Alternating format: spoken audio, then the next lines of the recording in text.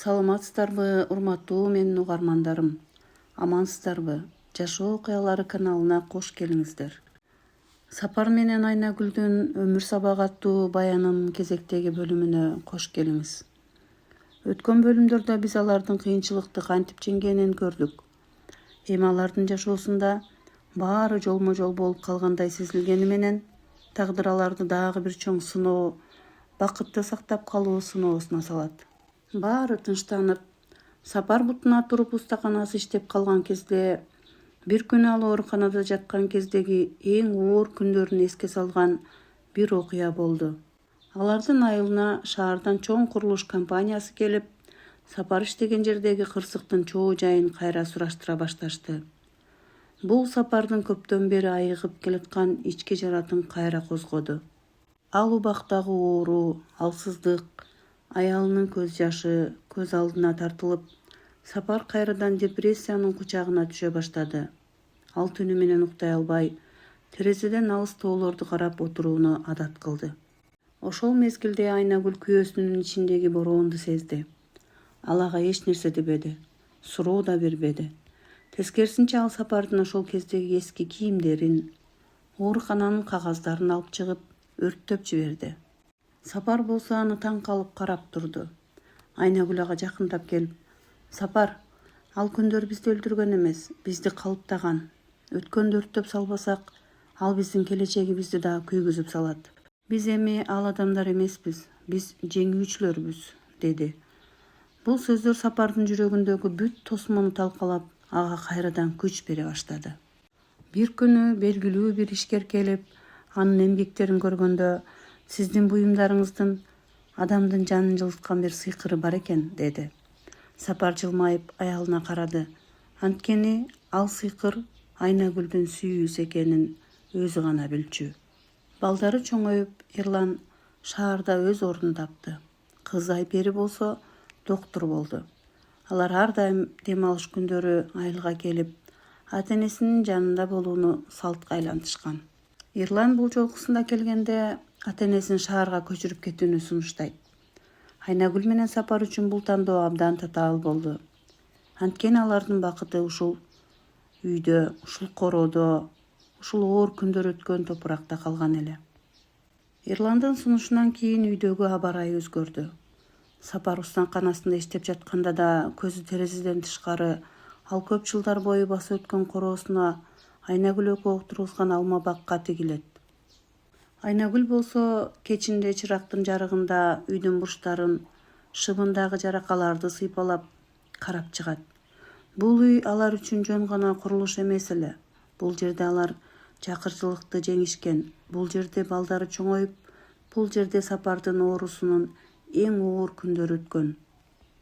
Айнагүл ичинен: "Бул үйдүн ар бир жаракасында биздин күрөшүбүз, ар бир ташында биздин көз жашыбыз бар", деп ойлонуп, үнсүз ыйлап алчу болду. Бир күнү кечинде Сапар жумушун токтотуп аялынын жанында отурду. Ал аялынын колун кармап: "Айнагүл, балдар бизди жакшы көрүшөт, бизди ыңгайлуу жашоого алып баргылары келет. Бирок биз бул жерден кетсек, өзүбүздүн тарыхыбызды, өзүбүздүн тамырыбызды таштап кеткендей болобузбу? Сенин жүрөгүң эмне деп жатат?" деп сурады. Айнагүл көпкө унчукпай турду да: "Сапар, шаардын ызы чуусунда биздин бул тынчтыгыбыз калабы? Мен бул короодогу гүлдөр менен сүйлөшүүгө, сенин устаканаңдагы жыгачтын жытына көнүп калгам. Башка жерде биз өзүбүздү бөтөн сезип калбайбызбы?" деп жооп берди. Ошол түнү алар чечим кабыл алышты. Дем алыш күнү Эрлан менен Айпери келгенде, Сапар менен Айнагүл аларды атайын дасторконго чакырышты. Эрлан шаардагы чоң батирлердин сүрөттөрүн көрсөтүп, ата-энесине азыркыдан алда канча жеңил жашоону убада кылды. Бирок Сапар токтоолук менен: "Балам, биздин жашообуздун мааниси жеңилдикте эмес, өзүбүз курган ушул уяда. Биз бул жерде бактылуубуз. Келгиле, бул үйдү оңдоп, чогуу жашайлы. Бирок биз бул жерден эч жака кетпейбиз", деди. Балдары башында таң калышса да, ата-энесинин көздөрүндөгү чечкиндүүлүктү жана өзгөчө бир тынчтыкты көрүп, алардын чечимин урматтоого мажбур болушту. Бул чечимден кийин алардын жашоосунда жаңы этап башталды. Шаарга көчпөсө да балдарынын жардамы менен алар эски үйдү заманбап, бирок уюткусун жоготпогон үлгүдө оңдоп чыгышты. Сапардын устаканасы эми айылдык гана эмес, райондук деңгээлдеги чеберчилик борборуна айланды. Айнагүл болсо аялдар үчүн кол өнөрчүлүк ийримин ачып, айылдагы келиндерге шык берип калды. Алар өз тамырларында калуу менен өсүүнү тандашты.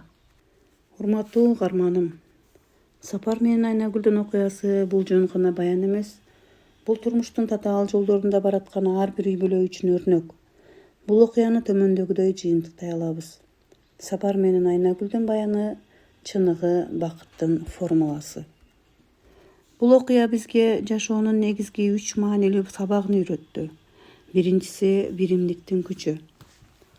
Сапардын оор илдети жана үй бүлөнүн каржылык кыйынчылыктары. Бул алардын башына түшкөн бороон эле. Бирок бул бороон аларды талкалаган жок. Тескерисинче бир муштумдай бириктирди. Бирөө үчүн баары, баары бирөө үчүн деген принцип аларды эң оор кырдаалдардан алып чыкты.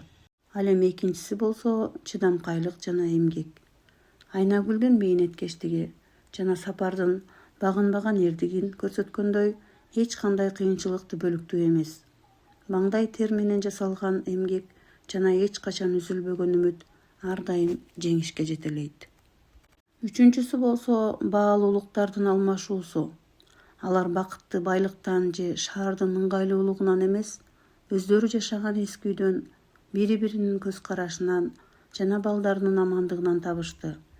Өздөрүнүн тамырына, өз тарыхына болгон берилгендик бул алардын эң чоң жеңиши болду. Жыйынтыгында Сапар менен Айнагүлдүн тагдыры бизге бакыт бул жетишкендик эмес, бул өткөн жол экенин эскертет. Ар бир бүдөмүк күн, ар бир төгүлгөн жаш жана ар бир жеңилүү бул сенин бүгүнкү күндөгү тажрыйбалуу, сабырдуу жана сүйүүнүн кадырына жеткен адамга айлантуучу тепкичтер болот. Урматтуу угармандарым, бул окуяны укканыңыздар үчүн сиздерге чоң рахмат. Сапар менен Айнагүлдүн окуясы сиздин жүрөгүңүздө да бир жылуу из калтырды деп ишенем. Жашооңуз ар дайым ушул окуядагыдай биримдик, сабырдуулук жана чексиз сүйүү менен коштолсун. Кийинки кызыктуу баяндарда жолукканга чейин үйүңүздөрдөн ынтымак, дасторконуңуздардан береке кетпесин. Амандыкта болуңуздар.